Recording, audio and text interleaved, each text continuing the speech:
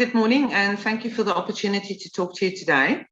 I think I'll start by just giving you a brief background on what happened that led to the destruction we're seeing today. On the 19th of April, an application was lodged by Sanku for a legal march to hand over a petition to the Sundays River Valley Local Municipality, the South African Police Service based in Kirkwood, and organised agriculture. There was a variety of demands from these three institutions, and the petition was signed by the local municipality as well as the South African Police Service. And then the third party concerned was organised agriculture, and that petition was signed on the 21st of April. There was a number of issues listed in these petitions, and negotiations ensued immediately to try to find a solution to all the problems raised. But unfortunately, that was not successful up until this stage, and we have been experiencing violent riots and destruction and burning and looting of property. Can you explain to us or give us a few examples of the damage that occurred?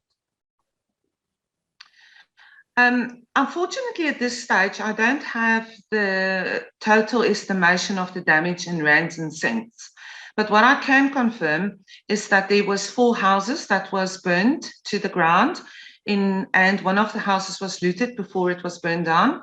There was also a pack house burned down, a variety of farming equipment and implementation. There was an office building on one of the farms that was also set alight, including some netting. There was also attempts to set fire to some of the orchards, and there is damage. And then lastly, there was also burning blockades all across the valley, and that in turn damages the infrastructure, for example, the road. The grievances these workers have, it sounds like it started with one thing and escalating as the protests went along. Yeah, originally there was 3 parties listed in the petition. One is the Sundays River Valley Municipality, and some of the issues that was raised was service delivery, theft of cable, etc.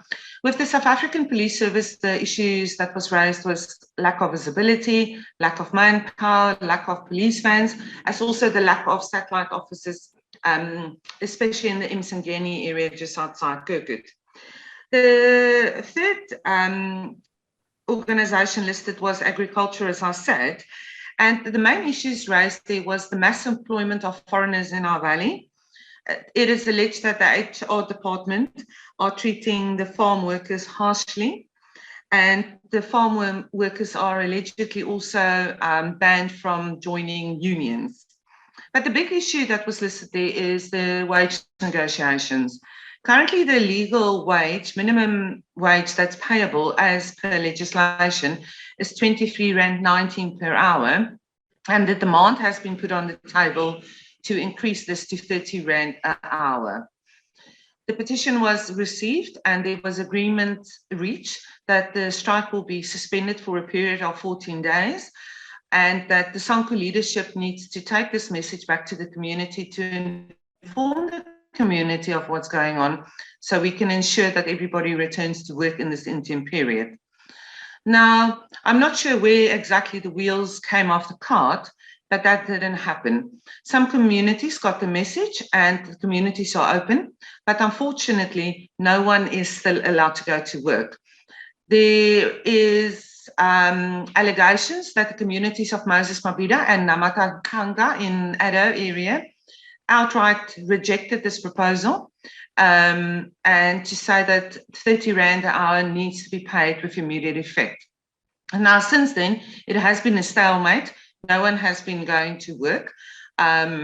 Essential personnel, for example, the hospital and teachers were allowed to go to work, but it's a huge problem for our valley. And there is community meetings taking place today, and SANCU provincial leadership is also attending some of these meetings today to try to appeal for peace and to ensure that the negotiations will continue in good faith.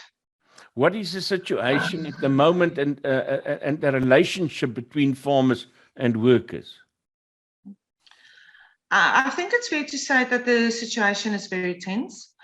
It has been quiet for this morning this far. I think that the focus has now shifted to the community meetings. Last night there was a few sporadic intense incidents, but the last one was just before 8 or 9 o'clock, if I can recall correctly, where the river reeds were set on fire. But Kouga local municipality in the Eastern Cape also assisted us with standby personnel, specifically trained firefighters. Sarah Bartman District was also involved in sending some officials to coordinate and assist us with that. But at the moment, it seems to be a bit more quiet. But yesterday morning, we were in exactly the same situation. It was quiet in the morning. And then from about 12 to 2, the community started to gather, and then it was back to barricading the roads, throwing petrol bombs, pelting the police with stones. But we have no yalas. We have the water truck from SUBS here as well, and POPs is on duty, and they are deployed at all the hotspots that we have. So you expect further violence?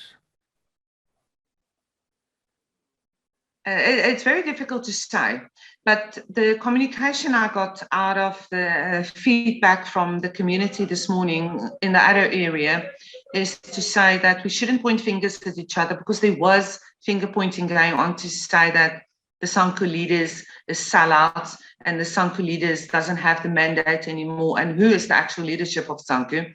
And the message I got out of the one area this morning is that we're going to stick to what we want. We want the 30 Rand with immediate effect, and if not, it will escalate. But I'm appealing to the community that we can't allow this to go on.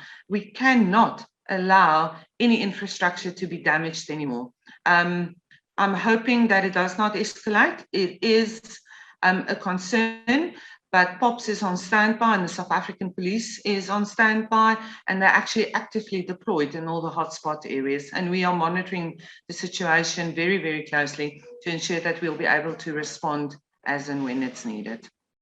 Thank you very much, Karen Smith of the DA, speaking to us.